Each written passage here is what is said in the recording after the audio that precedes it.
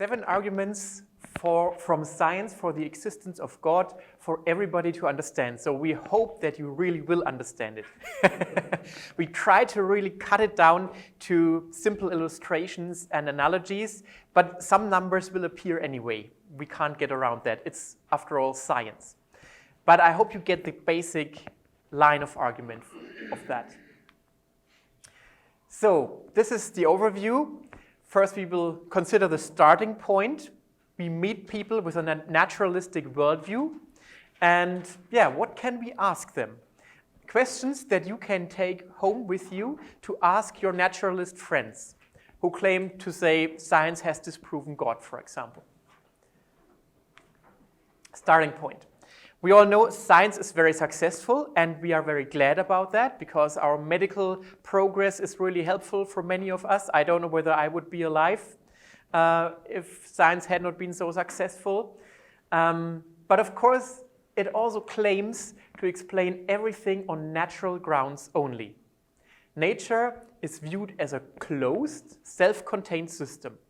There is nothing that can interfere with nature. Everything in the universe is explained by the cosmos, by matter, by necessity and chance. So if that's the case, isn't it logical that nature is all there is?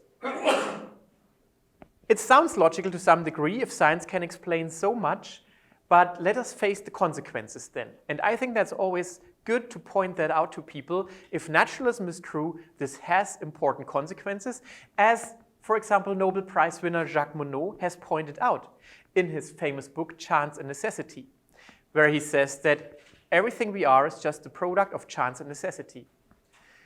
If he accepts, mankind, human beings, if he accepts this message in its full significance, man must look at last wake out of his millenary dream and discover his total solitude, his loneliness, his being left alone, his fundamental isolation.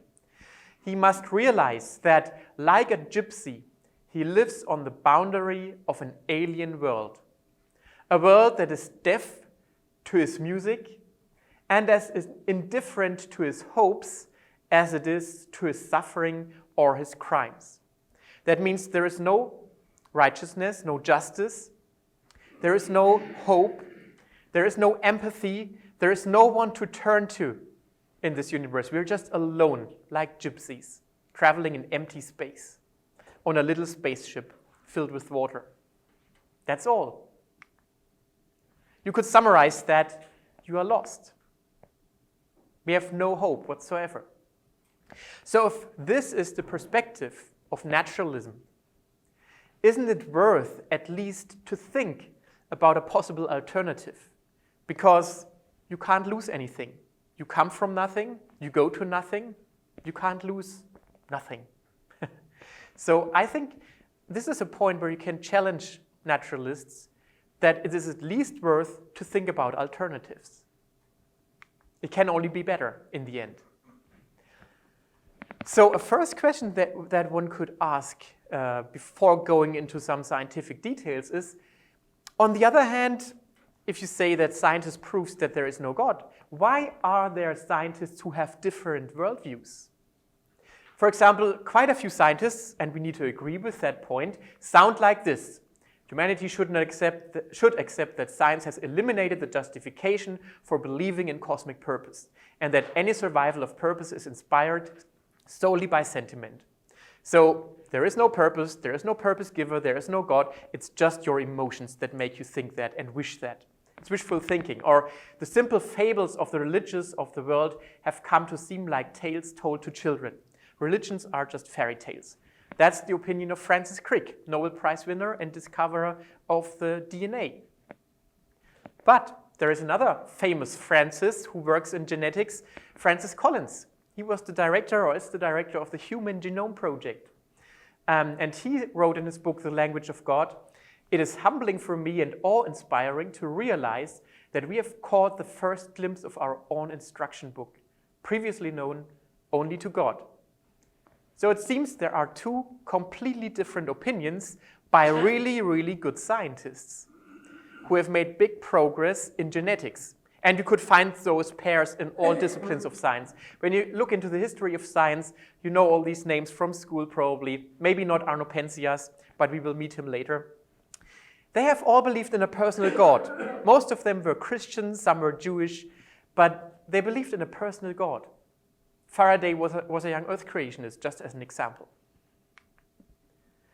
So, obviously, it's not a problem of science and faith in a personal God, but it is a question of worldviews, different worldviews. And worldviews have one very important question, and that is the question, what is the reason for everything that exists? And there are two basic worldviews that you can compare. One is theism, from Greek theos, God, which means that mind, we mean the mind of God, the uncreated mind of God. Mind is the primary cause of everything that exists. And by creation, matter comes into being. However this creation looks like, which mechanism is used or not used. But mind is primary. On the other hand, that we have materialism that says that matter is the primary cause for everything that exists. And by emergence or some other natural processes that we might understand or not understand, everything comes into existence, and also mind comes into existence.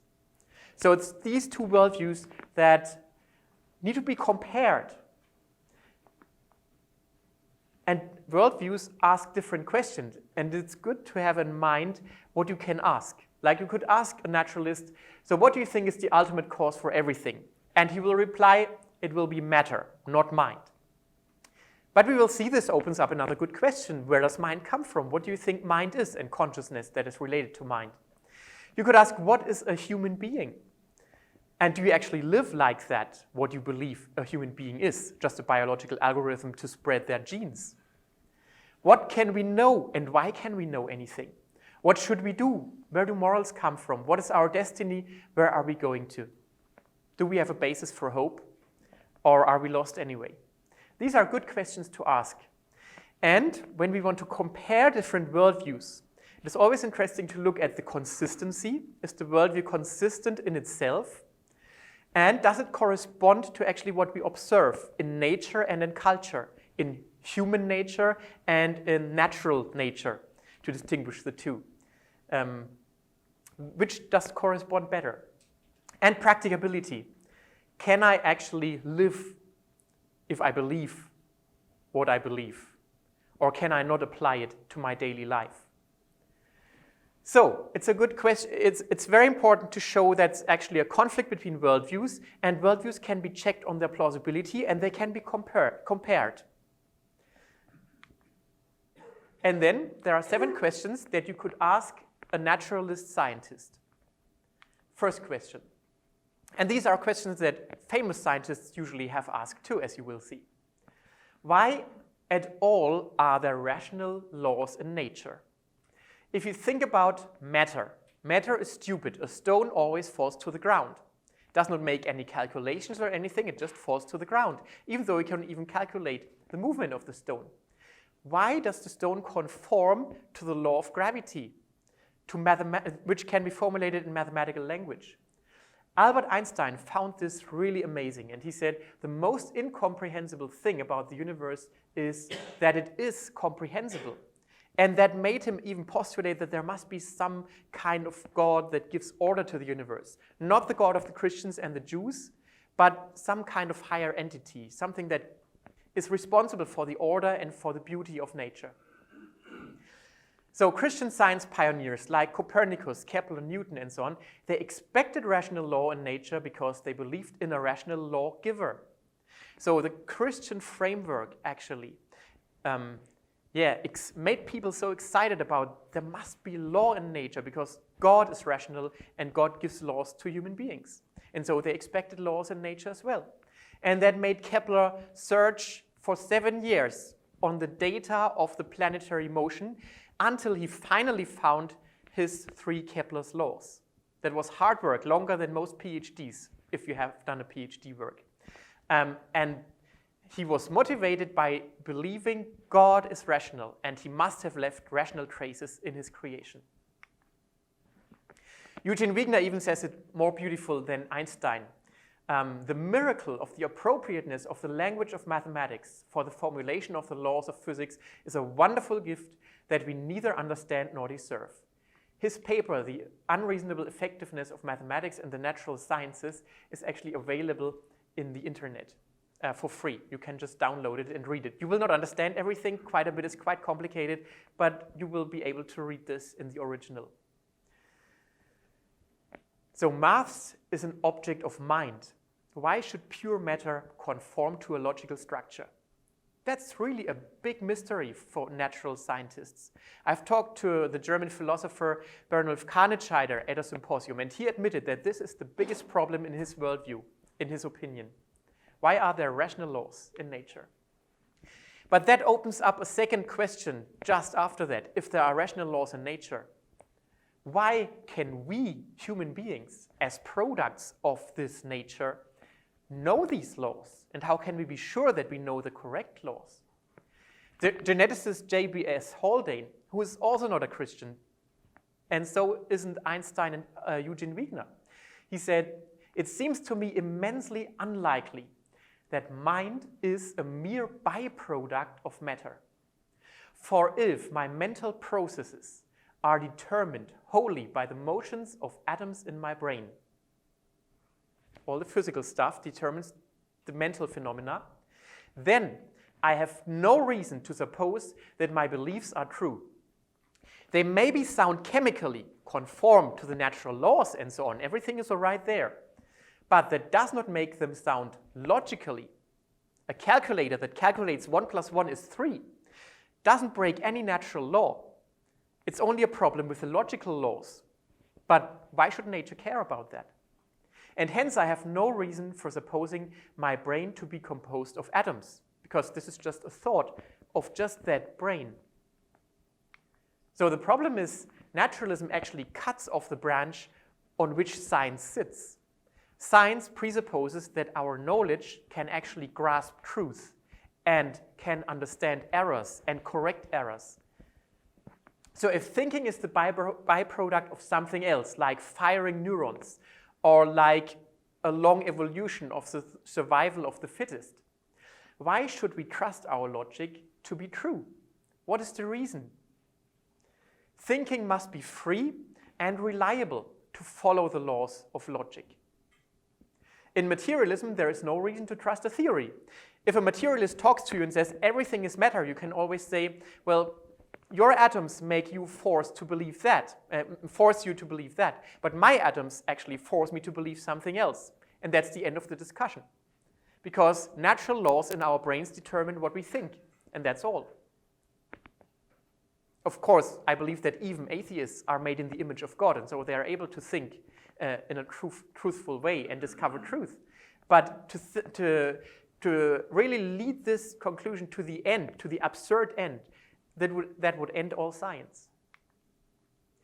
In Christian faith, we have a good reason to believe why we can understand nature and discover truth. And the reason is, here you see it in the original beacon of the Harvard University from 17th century. Christians believe that God has revealed himself via 3 ways. Via his word, the revelation in the Bible or in Jesus Christ, in God's work, in nature, that we can understand and experimentally try to observe, and our reason, God's thoughts. We are made in the image of God. God's rational, so we are rational to some degree too, and can participate in God's thinking. Like Kepler said, science means thinking God's thoughts after him. So that's a second good question. And these are actually very important questions, because with these 2 questions, science works. Science believes there are rational laws to the universe, and we can understand these laws. If these 2 questions are answered in a negative way, science has no basis. And materialism, as I argued, has a hard time to really provide a basis for science. So if we do science, we find out interesting things. Like we find out that the universe actually has specific features. We could ask the question, is life, our own existence, an inevitable outcome in a naturalistic universe, or is it a tremendous surprise? When we start from naturalism, what would we expect our universe would look like? Or is there alternatively a purpose called life in the universe? And when we observe the universe, we find out that the ratios of the fundamental constants are balanced to an astonishing high accuracy. The fundamental constants are, for example, the constants of the forces, like gravity. Why does a stone fall to the ground? Because there's the force of gravity. And why is the force of gravity as strong as it is?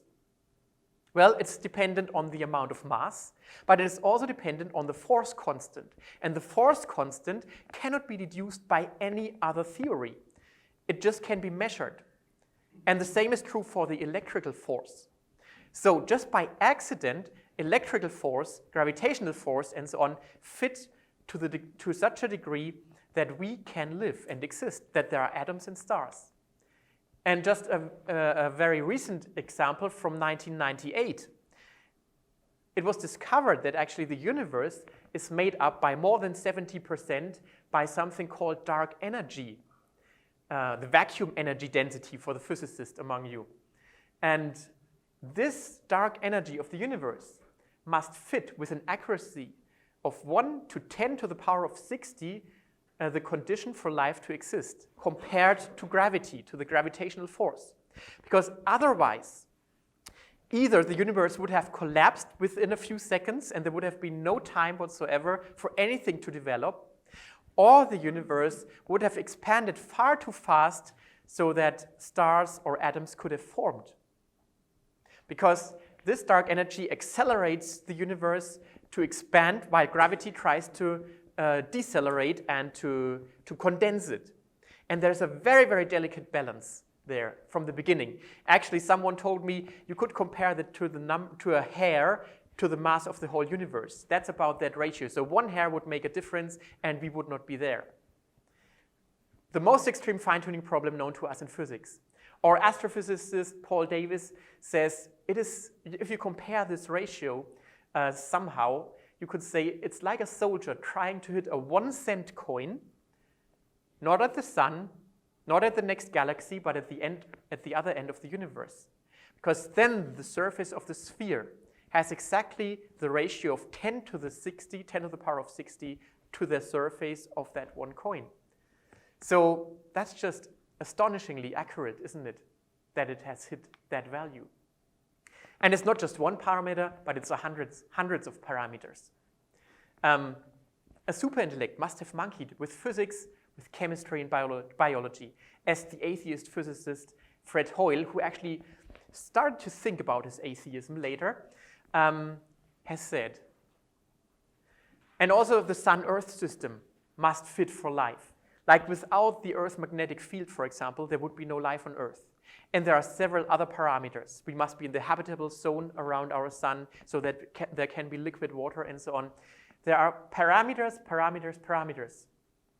I skipped that. This is just a list of the parameters that must fit to some degree. You can find that on reason.org, for example, that list. We also have an article on our website that is in German. So a lot of parameters must fit. Not all to the same accuracy. 10 to the power of 60 is really high. There are others that only have to fit to 10 to the power of 40. Others only have to fit to 10% or something. But take all that together. Most of these parameters would really be devastating for life if they would be changed by a tiny bit. So it can be compared to cracking a vault, actually. If you want to crack a vault, you need to enter the right numbers. And it must be exactly the right numbers in every ring. If you get one number wrong, the vault will not open, which means there would be no life in the universe. All numbers must fit. So people conclude from that the universe must exhibit exactly those properties that allow for the existence of intelligent observers. Otherwise, we would not be here. But that actually changes causality because it says the universe is the way it is because we are here. And this is true, of course, because otherwise we would not be here, but that does not explain why the universe in the first place is the way it is. It's like when soldiers shoot at you with bullets, and they are really good soldiers. There are 40 soldiers shooting at you, and you hear the sound, you open your eyes, and then you realize, okay, all have missed me. That's the reason why I live. Is that an explanation for why everyone failed you? I think you would have lots of questions about that. Thinking, is there a purpose why all of them failed me? And the same is true about the universe. Why did all these numbers fit so that the vault went open? So if many independent factors are fine-tuned to an astonishing accuracy, like cracking a vault, supporting the notion of a purpose existence of life. Many independent factors are fine-tuned, and they support the notion that someone obviously intended us to be here, that life should exist. The notion of a purpose actually implies the existence of an intentional mind, because matter does not have purposes. Only minds do have. And minds are usually people, persons. And if you take this argument, then actually there is good reason for a personal creator coming from the observation of the fine-tuning of the universe. That's really a strong argument. If you are an atheist, you must say there is no purpose, and fine-tuning to some degree is just an illusion. And so that's why a lot of atheist scientists would say we live in a multiverse, because if you have an infinite number of universes, then this explains why sometimes the improbable things happen. But we don't have access in any way to these other universes. So it's just a philosophical, a religious belief. Arno Penzias, Nobel Prize winner, says, astronomy leads us to a unique event, a universe which was created out of nothing, one with a very delicate balance needed to provide exactly the conditions to permit life, one which has an underlying plan. So it is even obvious to some scientists. So I talked about the multiverse already. Okay, but why is there a universe at all?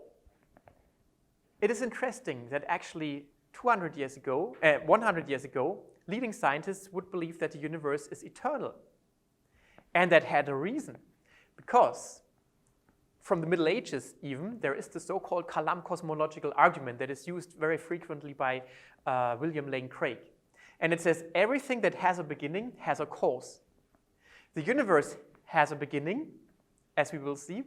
So the universe must have a cause. Oh, this should read a cause. So the question is, what caused the universe? The universe has a beginning. What is the cause of the universe? It's not self-explaining. Matter actually is part of the universe. So it's a bad candidate for creating a cosmos if the cosmos is composed of matter. Or you must say, well, there is some matter outside the universe that is always producing new universes all the time, which again is a philosophical belief. I would say that actually an immaterial, eternal, personal cause would be a good candidate to create the cosmos, to be a good cause for the universe. So Sir Arthur Eddington in the 1930s wrote in Nature, one of the leading science journals, philosophically, the notion of a beginning of the present order of nature is repugnant. I should like to find a genuine loophole. We must allow evolution in infinite time to get started. So it was worldview assumptions that would make scientists believe we need long time scales. And so they believed that the universe would be eternal and static, not changing at that time. Albert Einstein actually also believed that. And when there was a notion that the universe might have a beginning, scientists were reluctant against that notion at the beginning. The biggest problem with the Big Bang theory of the origin of the universe is philosophical, perhaps even theological. What was there before the Big Bang? Scientists realized that there is a problem if the universe is not self-explaining and eternal, but that there is a cause to the universe. We must think about that. What would be the reason? That's scary, something outside our scientific realm. Again, Arno Penzias, the best data we have concerning the Big Bang are exactly what I would have predicted had I nothing to go on but the 5 books of Moses, the Psalms, and the Bible as a whole. And the reason why people believed that there must be a beginning is that they observed the light of the stars, the redshift, then the cosmic microwave background, so it became stronger and stronger.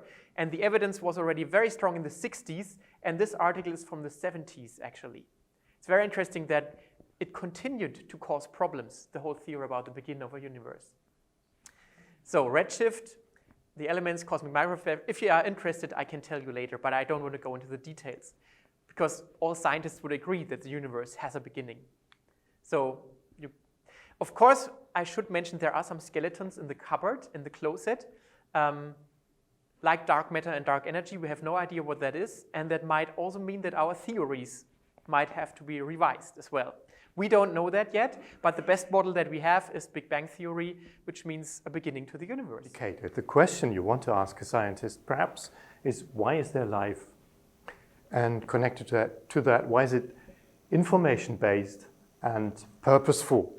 Of course, we ask these questions because we think, Alexander and myself and many others, that the answers to these questions are actually better in a framework of theism or biblically informed worldviews than in an atheist framework. The problem here is, rather quickly, the origin of information again.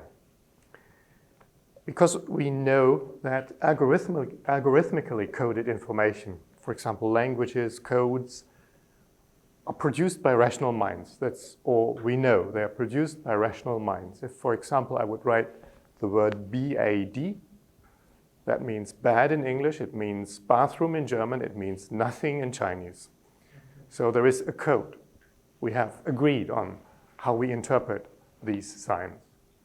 So if we encounter information, like we do all the time when we study living beings, we encounter information, and so we are justified from what we know, not from what we not know, to conclude the existence of a rational mind.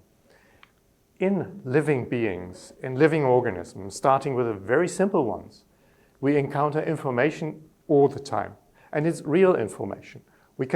Some of it we can even quantify.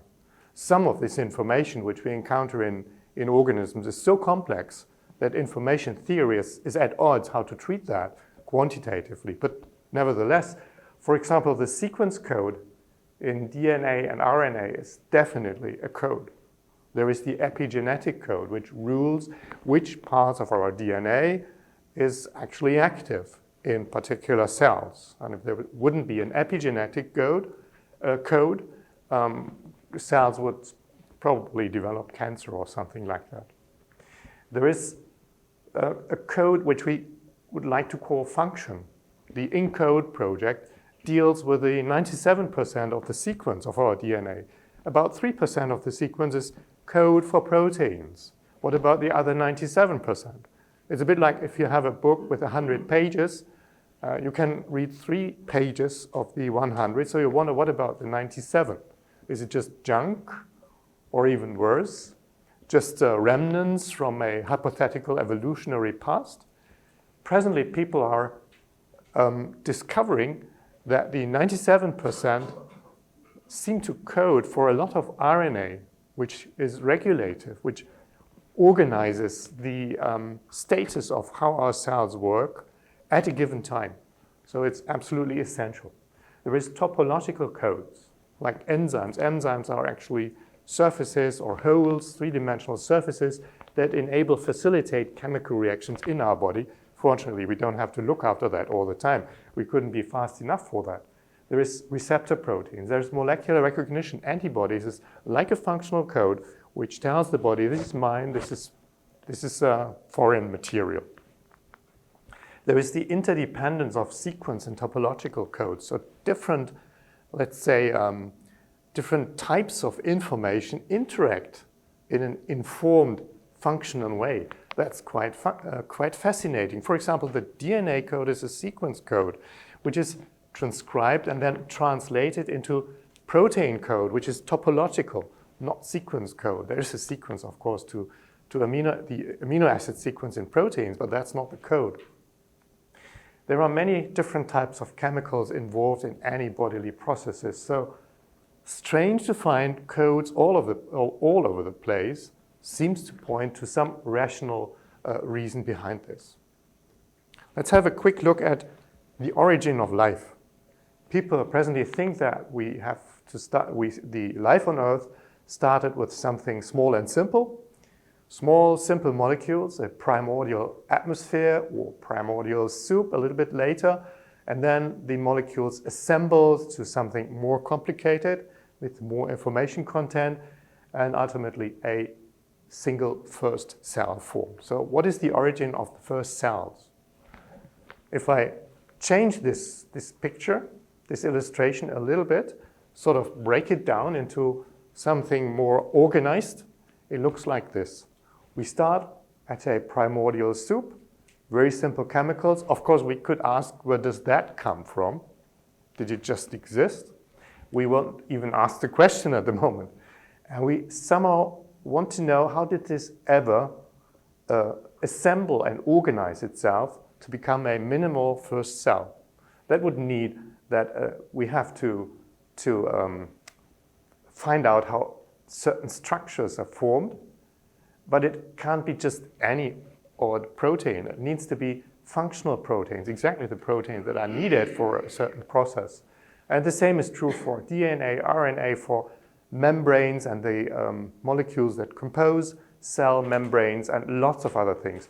We go from simple to complicated to actually machines, not just assemblies of atoms, but assemblies of atoms like we were told this morning in the scientists network that can take up energy and turn it into free energy. Now, all the question marks which you see on this picture, all the question marks mean that we don't know how this could have come about by itself, left alone. That, of course, in itself is just an argument for more science, not for more faith. That's an argument for more science. I would never argue, okay, we know that little, so that must have been God. On the other hand, perhaps it was somebody who we try to find out if he exists and how he did all that. But my argument goes like this. I've turned many of the question marks into exclamation marks. By that, I want to indicate that wherever there is an exclamation mark, we actually know how to do this. We know we could do that. If you give me a little bit of time and money, I could, in principle, prepare any protein for you by mixing amino acids that have been prepared in the right way, chemical right way, mix the second amino acid in the sequence, do some chemistry, purify the whole thing, then the third amino acid. So I could build a chain of a protein. And I could do that with many of the other things. Actually, the simplest to do is DNA and RNA chemically. Second simplest is proteins. Very complicated to synthesize the correct sequences of carbohydrates. That even for present-day chemistry, to do that is really complicated. You need to put in a lot of energy and intelligence. So the argument says that all the exclamation marks were identified by scientific experimentation. This is not philosophy, this is science in the lab. This is how we can do this. We found out how we can do this. So I think one is entitled to conclude that science in this case leads to circumstantial evidence for the necessity of creativity for the assembly of living matter as we find before us and in us and next to us. Actually, if people were able, scientists would be able to prepare a minimal first cell from scratch, from molecules, just molecules. Perhaps we will be able in the future. That would be proof for creativity, not for evolution, of course, because a lot of people would have used a lot of energy, intelligence, chemical understanding, scientific knowledge to put such a cell together. So this is circumstantial evidence. In this context, I would like to quickly address a common thing which people would bring up to say, well, but isn't there this or that experiment that proves? For example, the Miller experiment. Stanley Miller, who died in 2007, did an experiment where he put together in an apparatus like this, he put together very simple chemicals, just added energy and collected down here a brown oily mass, which indeed contained amino acids and some peptides. So isn't that a first step to explaining how just matter and energy can form the beginnings of what later somehow turned into living matter? It definitely isn't. And I would just like, for the sake of brevity, quote Miller himself. Miller, towards the end of his life, was interviewed. And the person that interviewed him, it was Mr. Horgan in a book called The End of Science. Miller remembered predicting shortly after he had done his first experiments in 1953 that within 25 years scientists would know for sure how life originated. Well, the 25 years are over, he dryly commented. None of the current origin of life hypotheses seemed to convince him. He called them nonsense and chemical mind games. That is Stanley Miller on the bearings of his own experiment, which was later repeated in different ways. And that is why in our time, while we speak, scientists that do not believe in a rational mind to have originated life, scientists think that how can we find out how it came about by itself? By recreating the process. So the creation of life, in order to understand the origin of life, is actually a program, kind of program for chemists in our time. For example, Cleves in a review paper in prebiotic chemistry in 2012, on prebiotic chemistry in 2012 wrote, the origin of life remains unexplained despite decades or perhaps centuries, depending on where one historically marks the starting point of research. It is impossible to predict how soon the problems prebiotic chemistry addresses will be solved. It seems likely that in the near future, chemists will assemble living organisms de novo. So we rebuild and then we understand. But that, again, for me, suggests that if we have to do this, perhaps originally, somehow it was like that. Somebody put that together. That's a suggestion that seems reasonable to me. And please note, the origin of life remains unexplained means under naturalistic terms. And you won't read things like this in news magazines, on TV shows, because there, during the past few years, there has been a growing tendency by mass magazines, by media, to say that we've almost understood the original origin of life. That is so not true. But they keep repeating that because this question, how did life originally originate, is unanswerable if you start from naturalistic thinking. This actually also applies to the biological theory of evolution. Now, this is where dragons are. Now I'm going to step into a minefield, because to doubt evolution in academia, in the Western world, is dangerous, depending on which discipline you're in. But then, I mean, can it be dangerous to scientifically, rationally ask whether a particular scientific theory is true or not? This has to be allowed for any scientific theory, of course, in scientific terms.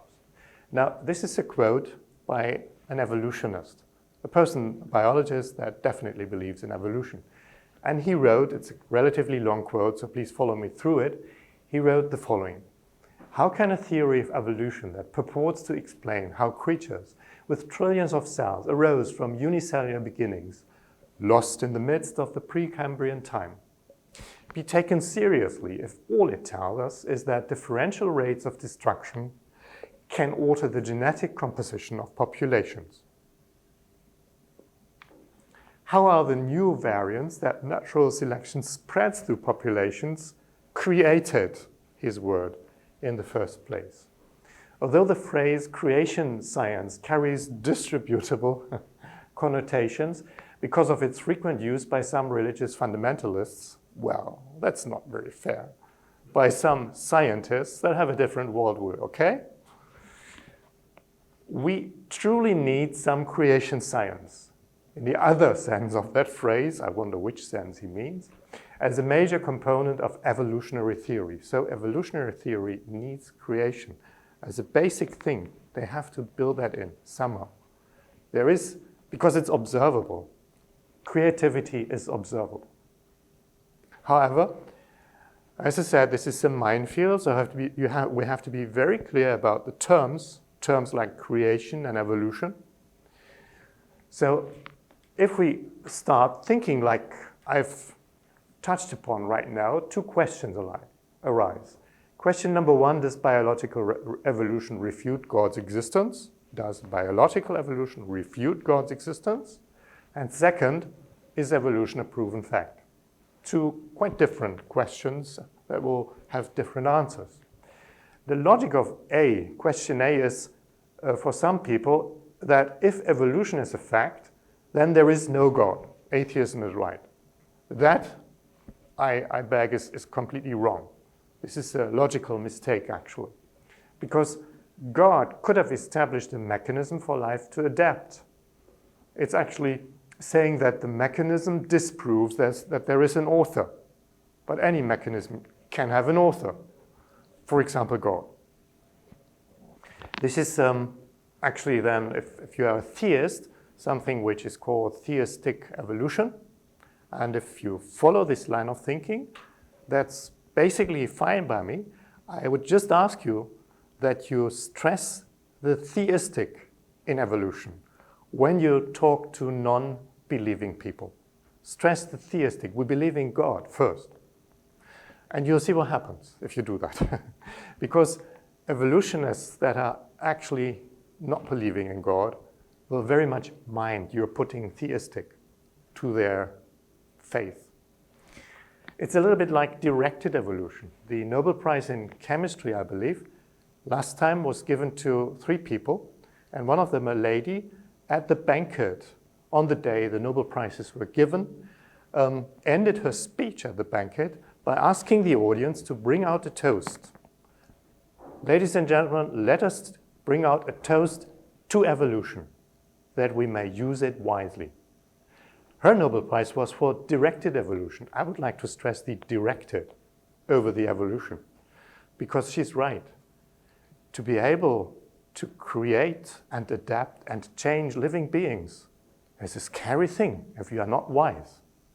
And I'm thankful that the God I believe in seems to have been wise enough to handle this, however he did it, in a good way. The current logic, the correct logic would be in this context that if atheism is presupposed, evolution must be true. And that is also why I believe many people fiercely defend evolution, because the alternative is scary for them, which I can understand. Before I became a Christian, I also found it a bit scary that there is a God and I didn't know a lot about him. However, this is simply logic, and it means that atheism implies evolution, and this is an old story actually. Going back to antiquity, people were quite sure that if there is no God, they need a mechanism which is sort of doing it all by itself. On the other hand, do we really believe evolution to be a fact? I actually believe that evolution is true, is observable, in as far as it's called microevolution. Microevolution is optimization, and you can really optimize things by putting them into something like a directed evolutionary mechanism. That works quite nicely. So evolution is true, is actually observable. We don't have to discuss this. As far as optimization of things, for example, cells, living beings go. However, macroevolution, the emergence of new organs, functions, and so on, has not been observed. And indeed, I asked the question, how can a blind, unfeeling planless mechanism yield purposeful building plans, for example, an eye, a feather, all these really, really complicated things? How can that come about? And why do we see the same construction principles used by intelligent engineers and by blind evolution? Doesn't all of that suggest that there is a creator behind all this? It seems to be the better answer in view of what we know, how living organisms function, how they are built, and how they perhaps originated. Evolution is not the best answer. Macroevolution is, I think, not the best answer we can give when we ask, why is there life? Why is there information? We experience ourselves as experiencing feelings, emotions, thoughts. ourselves. I am who I am. So is consciousness just a function of neurons firing in the brain? Or is there an immaterial soul? What's the better explanation for our human experience? Physical stimuli like sound or like light that are very different physically are translated into electrical signals in the brain through our ears or through our eyes. And these electrical signals are transported in the brain and processed, and then we experience something, and we experience very different things. We experience sound as music. We experienced photons, light, as images, or we experience pain, pressure on the foot, for example, or something. And these experiences are only accessible to me, to myself. When you say, I feel hurt, I can only think, well, what does it feel like when I feel hurt? But I can never really feel your hurt. And when you say, I see red, I can only think, yes, that must look like my red, but I can never be sure whether you say red when you actually have a totally different experience than I have when I say, I see red. I can even not be sure whether you really are a human being and have a consciousness. You just claim it. Maybe you are a zombie. I don't know. So the big question behind that is, how can dead matter start to feel, to think, to want, to be an I? I'm composed of these strange molecules that Peter just introduced to us.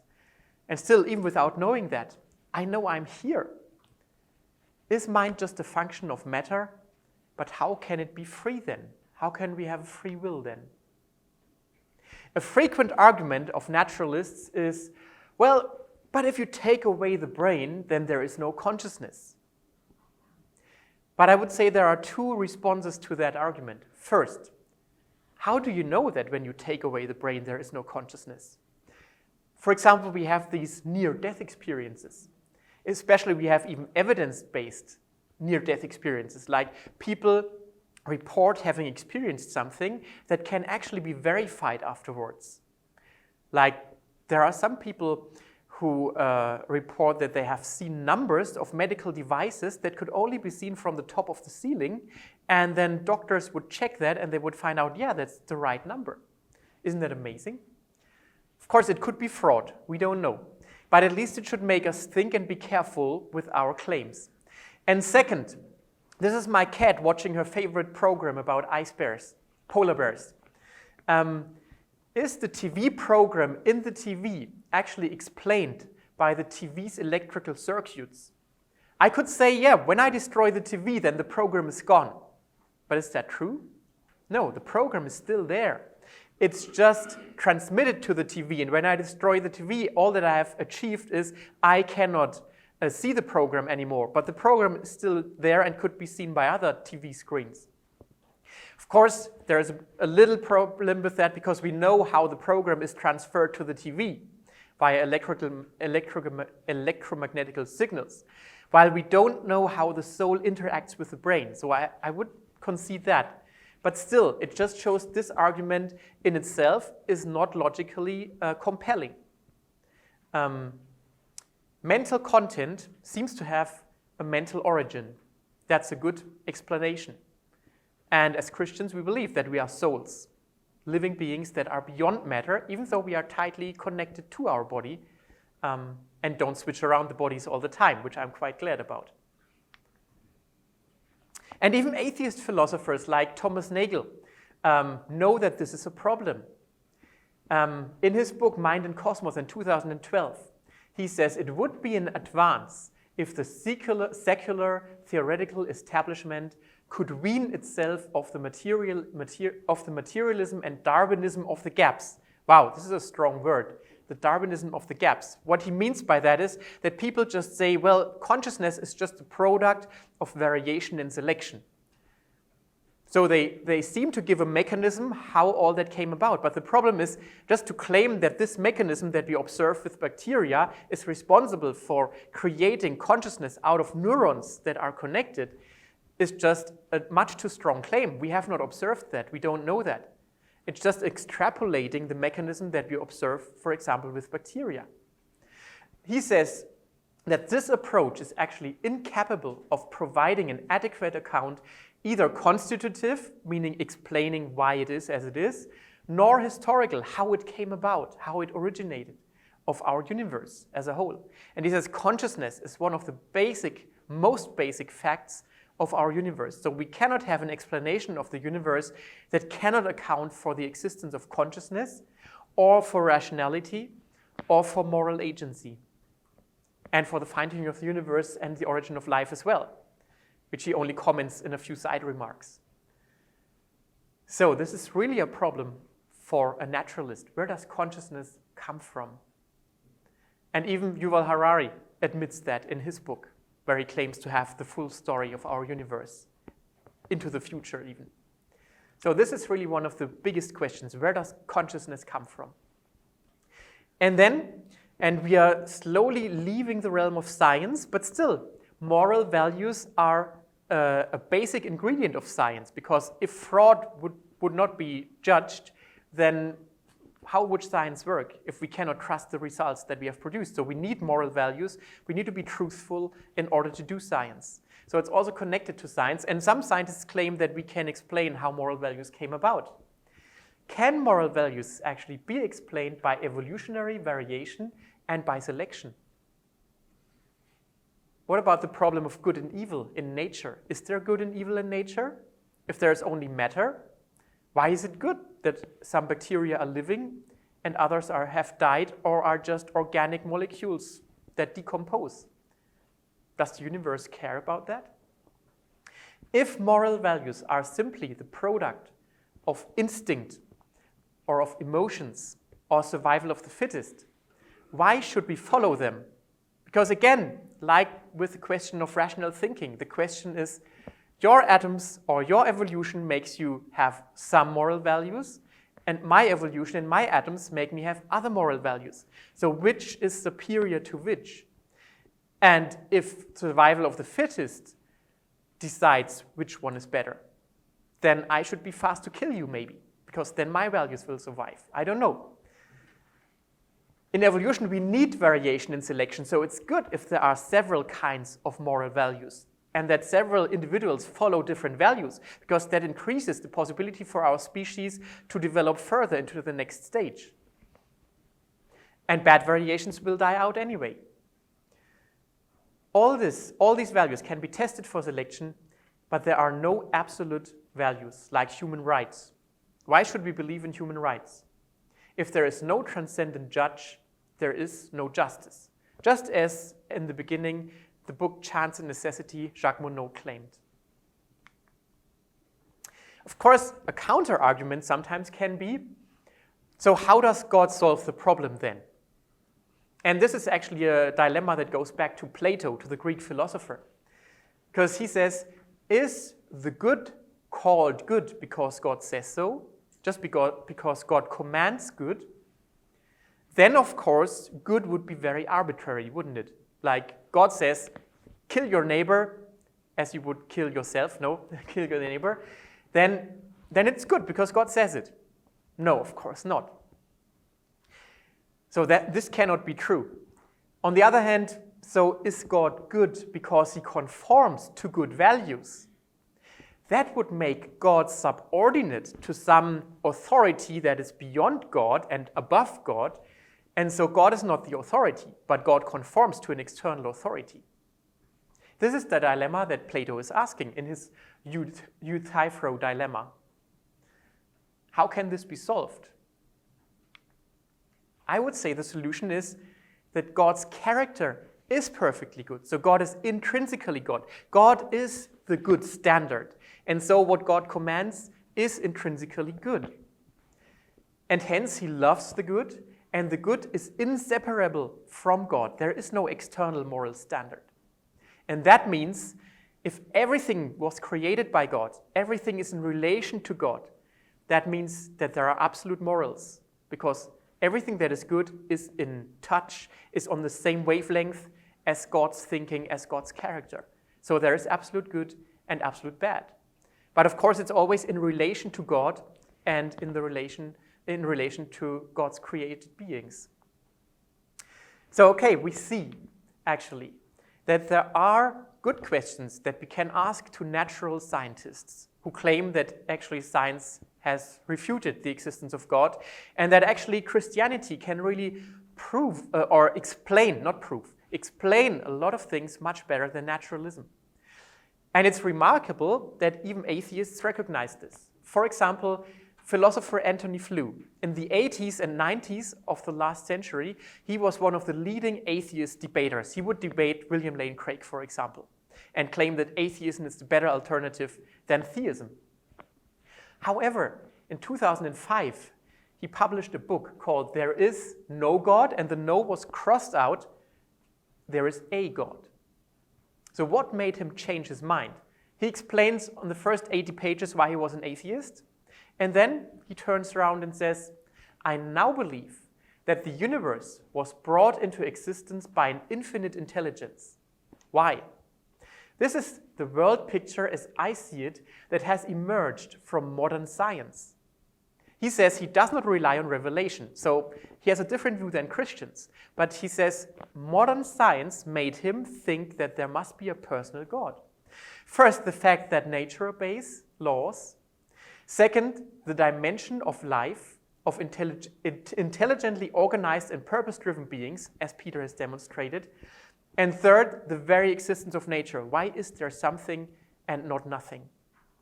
And he says we must follow the argument wherever it leads. That's a strong charge to his atheistic friends. So it's clear how they responded. Well, he's old now, he's approaching death, so better he makes sure that he believes in God. But this is not true to his arguments. He has really rational arguments for why he changed from atheism to theism, at least. And actually, one member of our science network has had personal contact with him, and he might even have turned to Christianity. We don't know. He is dead already. He died in 2007. But we will see whether we will meet him once we will be there as well. So it shows that there are good arguments. Science will always leave the question whether there is a God or not a God, will leave that question open. But there are good reasons that belief in a personal creator is at least as plausible, or I would even claim more plausible than atheism. We are free to make our decision, and I think that fits perfectly well with the gospel as well. But you don't have to hide as a Christian. You have good reasons, even when looking at the evidence from science, to be a Christian. You don't have to hide. You are not intellectually inferior to an atheist. It's maybe just the other way around. I don't know. I don't want to make an intelligence game. I just want to challenge that to be intelligent means at least to ask these questions and to think about them. Because the answer to these questions is the most important answer that will shape how we perceive our life. And if Christianity is true, it will also have an impact on how we will spend eternity. And that's the most important question to ask. So it's not an irrelevant question, and there are interesting answers.